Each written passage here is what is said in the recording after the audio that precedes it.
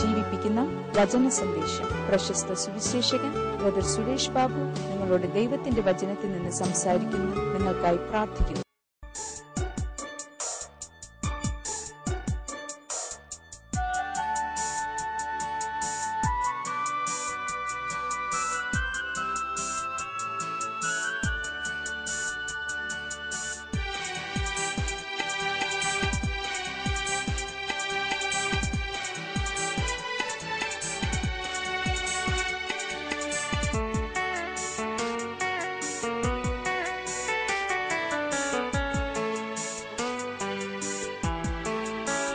ദൈവം നടത്തും വഴികൾ മാത്രമാണെന്റെ വഴിയറിയുന്നു ഞാൻ. ലോകം നയിക്കും പാതയിലൊളിച്ചിരിക്കുന്ന ചതിയറിയുന്നു ഞാൻ. ലോകം നയിക്കും പാതയിലൊളിച്ചിരിക്കുന്ന ചതിയറിയുന്നു ഞാൻ. ദൈവവഴി തികവുള്ളത്, ദൈവവഴി അത്യത്ഭുതമേ. ദൈവവഴി തികവുള്ളത്, ദൈവവഴി അത്യത്ഭുതമേ. ദൈവം നടത്തും വഴികൾ മാത്രമാണെന്റെ വഴിയറിയുന്നു ഞാൻ. ലോകം നയിക്കും പാതയിലൊളിച്ചിരിക്കുന്ന ചതിയറിയുന്നു ഞാൻ. ലോകം നയിക്കും പാതയിലൊളിച്ചിരിക്കുന്ന ചതിയറിയുന്നു ഞാൻ.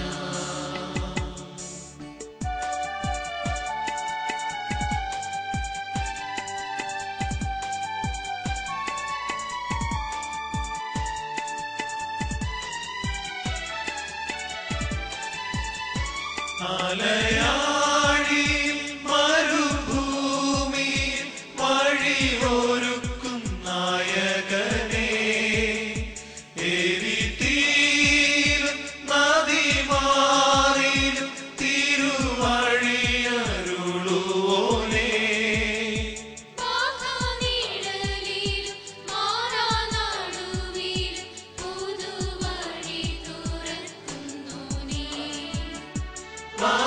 മാഘനിഴലിൽ മാറാനടുവിൽ പുതുവഴി തുറക്കുന്നോനേ. ദൈവവഴി തികവുള്ളത്, ദൈവവഴി അത്യത്ഭുതമേ. ദൈവവഴി തികവുള്ളത്, ദൈവവഴി അത്യത്ഭുതമേ.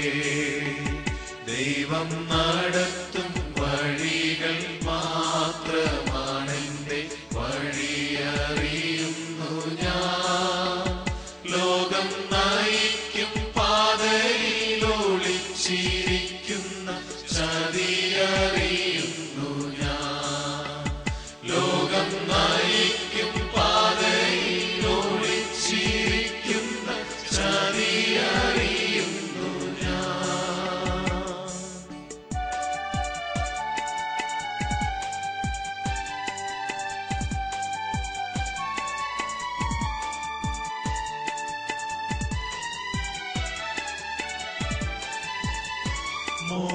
മൊഴിയേകിയും മിഴിയെന്നിലേറ്റിയും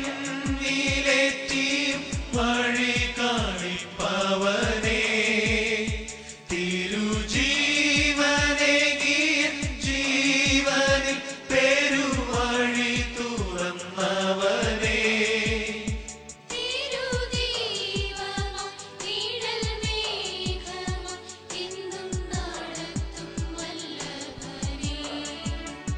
തിരുദീപമ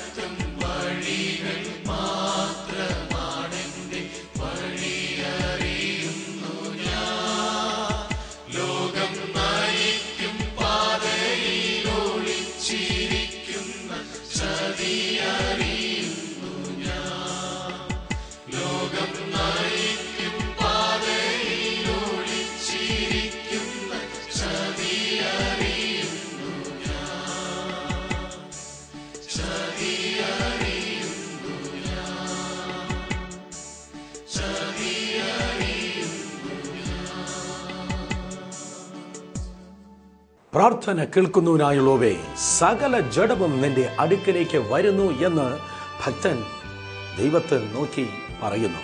കാരണം നമ്മുടെ ദൈവം പ്രാർത്ഥന കേട്ട് മിണ്ടാതെ ഇരിക്കുന്നവൻ അല്ല, അവൻ അത്ഭുതങ്ങളെ പ്രവർത്തിക്കുന്നവൻ അത്രേ. ഈ ദിവസവും നമുക്കും പ്രാർത്ഥിക്കാം. യേശു നിങ്ങൾക്കായി ഒരു അത്ഭുതം ചെയ്യും. അപ്പോസ്തല പ്രവൃത്തി 12-ാം അധ്യായം 1 മുതൽ 5 വരെ നിങ്ങൾ വായിക്കുമ്പോൾ പ്രാർത്ഥനയിലൂടെ സംഭവിച്ച ഒരു വലിയ വിടുതൽ നിങ്ങൾക്ക് കാണുവാൻ തക്കോണം കഴിയുന്നു. കടന്നു വരിക അപ്പോസ്തല പ്രവൃത്തി 12-ന്റെ 1 മുതൽ താഴോട്ട്. ആ കാലത്ത് ഹെരോദ രാജാവ് സഭയിൽ ചിലരെ പീഡിപ്പിക്കേണ്ടതിന് കൈനീട്ടി. യോഹന്നാന്റെ സഹോദരനായ യാക്കോബിനെ അവൻ വാൾ കൊണ്ട് കൊന്നു. അത് യഹൂദന്മാർക്ക് പ്രസാദമായി എന്ന് കണ്ട് അവൻ പത്രോസിനെയും പിടിച്ചു. അപ്പോൾ പുളിപ്പില്ലാത്ത അപ്പത്തിന്റെ പെരുന്നാൾ ആയിരുന്നു. അവനെ പിടിച്ച ശേഷം പെസഹ കഴിഞ്ഞിട്ട് ജനത്തിന്റെ മുമ്പിൽ നിർത്തുവാൻ ഭാവിച്ച് തടവിലാക്കി അവനെ കാപ്പാൻ 4 ചേവകർ ഉള്ള 4 കൂട്ടത്തെ ഏൽപ്പിച്ചു. ഇങ്ങനെ പത്രോസിനെ തടവിൽ സൂക്ഷിച്ചു വരുമ്പോൾ സഭ ശ്രദ്ധയോടെ അവന് വേണ്ടി ദൈവത്തോട് പ്രാർത്ഥന കഴിച്ചു പോന്നു. സഭ ശ്രദ്ധയോടെ അവന് വേണ്ടി ദൈവത്തോട് പ്രാർത്ഥന കഴിച്ചു പോന്നു. ശ്രദ്ധയുള്ള പ്രാർത്ഥന. യാക്കോബിന്റെ ലേഖനം 5-ാം അധ്യായം 17-ാം വാക്യം വായിക്കുമ്പോൾ വേദപുസ്തകം പറയുന്നു, ഏലിയാവ് നമുക്ക് സമ സ്വഭാവമുള്ള മനുഷ്യനത്രേ. ദൈവത്തോട് പ്രാർത്ഥിച്ചു. അവൻ പ്രാർത്ഥിച്ചപ്പോൾ 3.5 വർഷം ദേശത്ത് മഴ പെയ്തില്ല. വീണ്ടും അവൻ പ്രാർത്ഥിച്ചപ്പോൾ ദേശത്ത് മഴ പെയ്തു, ധാന്യം നിറഞ്ഞു. യാക്കോബ് ഇപ്രകാരം പറയുന്നു, നീതിമാന്റെ പ്രാർത്ഥന വളരെ ഫലിക്കുന്നു. നീതിമാന്റെ ശ്രദ്ധയോടുള്ള പ്രാർത്ഥന വളരെ ഫലിക്കുന്നു. അതേ സഹോദരങ്ങളെ, വേദപുസ്തകം അത് പ്രാർത്ഥനയുടെ പുസ്തകം അത്രേ. യോശുവ പ്രാർത്ഥിച്ചു, സൂര്യനും ചന്ദ്രനെയും അവൻ പിടിച്ചു നിർത്തി. ഏലിയാവ് പ്രാർത്ഥിച്ചു, മഴ പെയ്യാതെ ദേശത്തെ അവൻ നിയന്ത്രിക്കുകയുണ്ടായി. എസ്തർ പ്രാർത്ഥിച്ചപ്പോൾ യഹൂദന്മാർ നാശത്തിന്റെ വക്കിൽ നിന്ന് പുതിയൊരു ചരിത്രം മെനയുവാൻ അവളുടെ ഉപവാസവും പ്രാർത്ഥനയും കാരണമുണ്ടായി. എവിടെയാണോ ദൈവത്തിന്റെ സന്നിധിയിൽ പ്രാർത്ഥിപ്പാൻ ദൈവജനം മുട്ടുമടക്കുന്നത്, നിശ്ചയം അവർ ജയിക്കുക തന്നെ ചെയ്യും. 82-ാമത്തെ വയസ്സിലും ദാനിയേൽ ദൈവത്തിന്റെ മുൻപിൽ മുട്ടുമടക്കി പ്രാർത്ഥിക്കുന്നവനായിരുന്നു. വൃദ്ധനായ ശേഷവും ഗവർണറായ ദാനിയേൽ ദൈവത്തിന്റെ മുൻപിൽ മുട്ടുമടക്കി പ്രാർത്ഥിച്ചതുകൊണ്ട് ദാനിയേലെ പിടിച്ച് സിംഹ ഗുഹയിൽ ഇട്ടപ്പോൾ വേദപുസ്തകം പറയുന്നു, സകല സിംഹങ്ങളും അവന്റെ മുൻപിൽ മുട്ടുമടക്കി. ഈ ദിവസം നിങ്ങൾ പ്രാർത്ഥനയ്ക്ക് വേണ്ടി മുട്ടുമടക്കുന്നവർ ആണ് എങ്കിൽ ദൈവത്തിന്റെ മുൻപിൽ മുട്ടുമടക്കുന്നവൻ മറ്റൊന്നിന്റെ മുൻപിലും മറ്റൊരുത്തരുടെ മുൻപിലും മുട്ടുമടക്കേണ്ട ഗതികേട് ദൈവം നിങ്ങളുടെ ജീവിതത്തിൽ നൽകുക ഇല്ല. തിരുവചനം പറയുന്നു, അതെ, സഭ ശ്രദ്ധയോടെ പ്രാർത്ഥിച്ചു. എന്തുകൊണ്ടാണ് സഭയെ നീ ശ്രദ്ധയോടെ പ്രാർത്ഥിച്ചത്?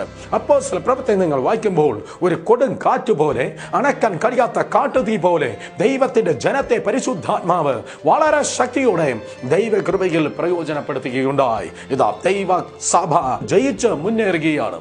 നീ ഒരു യഥാർത്ഥ ക്രിസ്ത്യാനിയെങ്കിൽ സഭയ്ക്ക് പരാജയമില്ല എന്ന് മനസ്സിലാക്കുക.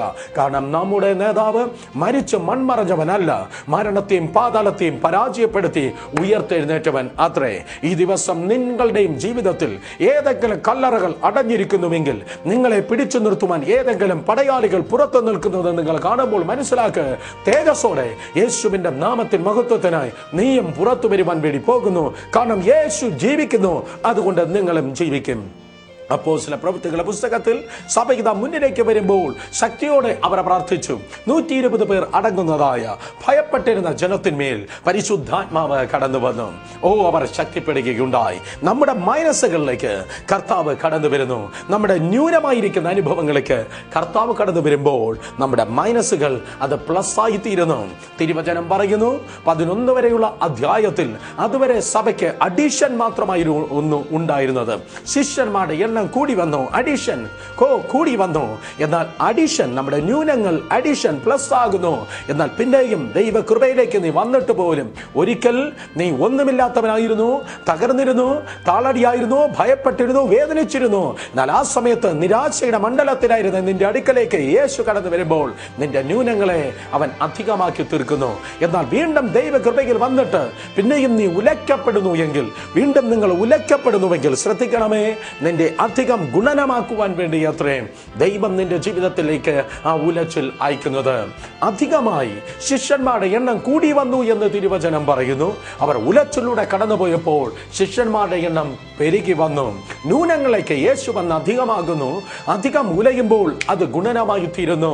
സഭയ്ക്ക് പരാജയമില്ല, അർത്ഥം നിങ്ങൾക്ക് പരാജയമില്ല. അങ്ങനെ സഭ മുന്നിലേക്ക് പോകുമ്പോൾ ഇതാ വലിയൊരു പോരാട്ടം കടന്നു വരികയാണ്. അവിടെ ഒരു രാജാവുണ്ട്, അവന്റെ പേര് ഹെരോദാവ്.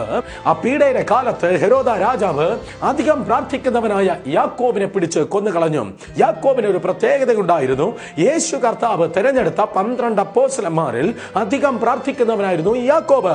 സഭാ ചരിത്രം ഇപ്രകാരം പറയുന്നു: ഒട്ടകത്തിന്റെ കാലുകൾ ഉള്ളവൻ, ഓ ക്യാമൽ നീസ്, ഒട്ടകത്തിന്റെ കാലുകൾ ഉള്ളവനായിരുന്നു യാക്കോബ് എന്ന് ആദിമ നൂറ്റാണ്ടുകൾ ക്രിസ്ത്യാനികൾ യാക്കോബിനെ വിളിച്ചിരുന്നു. കാരണം മണിക്കൂറോളം ദൈവത്തിന്റെ സന്നിധിയിൽ മുട്ടുമടക്കി പ്രാർത്ഥിക്കുന്ന ഭക്തനായ ഒരു അപ്പോസ്തലനായിരുന്നു യാക്കോബ്. അവനൊരു സാധാ അപ്പോസ്തലൻ അല്ലല്ലോ. ഓ, ഹി വാസ് എ VIP. അവൻ വളരെ പ്രധാനപ്പെട്ട ഒരു അപ്പോസ്തലനായിരുന്നു. എങ്ങനെ പറയുവാൻ ഗുണം കഴിയും? ഓ, മത്തായി സുവിശേഷം 17-ാം അധ്യായം നിങ്ങൾ വായിക്കുമ്പോൾ 12 ശിഷ്യന്മാരുമായി യേശു കർത്താവ് മറുരൂപ മലയിലേക്ക് ഇതാ യാത്രയാകുകയാണ്. 12 ശിഷ്യന്മാരുണ്ട്. മറുരൂപ മല ഞാൻ നേരിട്ട് പോയി ഞങ്ങൾ കണ്ടിട്ടുണ്ട്. വിശുദ്ധ നാടിലേക്ക് നമ്മൾ കടന്നു പോകുമ്പോൾ മറുരൂപ മല കിഴക്കാൻ തൂക്കായി കിടക്കുന്നതായ ആ മല കാണുവാൻ ഗുണം കഴിയും. കിഴക്കാൻ ദുഃഖായ കിടക്കുന്നതായ ആ സ്റ്റീപ്പായിരിക്കുന്ന മലയിലേക്ക് 9 ശിഷ്യന്മാർ, ഗുരുവേ ഞങ്ങൾ വരുന്നില്ല എന്ന് പറഞ്ഞതിൽ അത് അതിശയോക്തിയില്ലേ ഇല്ല. അതുകൊണ്ട് കർത്താവ് 3 പേരെ മാത്രം കൂട്ടിക്കൊണ്ടുപോയി എന്ന് തിരുവചനം പറയുന്നു. ഓ, ചിലർക്കുണ്ടല്ലോ കഠിനമായി യേശുവിനെ പിന്തുടരുവാൻ പറ്റത്തില്ല. എന്നാൽ മറ്റാർക്കും ഇല്ലാത്ത കാഠിന്യമായ മലകളും മേടുകളും പിന്നിട്ട് യേശുവിനെ പിന്തുടരുമ്പോൾ നീ മനസ്സിലാക്കണം, മറ്റാർക്കും ഇല്ലാത്തതായ ഒരു വലിയ മഹത്വം നിന്റെ വലിയ മലയുടെ മുകളിൽ ഉണ്ട്. മറ്റാർക്കുമില്ലാത്ത വലിയ മഹത്വം ശുശ്രൂഷയിൽ, കുടുംബത്തിൽ, ജീവിതത്തിൽ ഉള്ളപ്പോൾ മനസ്സിലാക്കണം, ഇന്നലകൾ കഠിനമായി നീ കടന്നു വന്ന പാതകൾ നിമിത്തം ദൈവം നിനക്ക് നൽകിയതത്രേ ഇന്ന് ഈ വലിയ മഹത്വം. കഠിനമായ ശോധനയെ പിൻപറ്റി ആരാണ് യേശുവിന്റെ പിന്നാലെ കടന്നുപോയത്? മറ്റാർക്കുമില്ലാത്ത വലിയ മഹത്വം ദൈവം അവർക്ക് വെച്ചിട്ടുണ്ട്.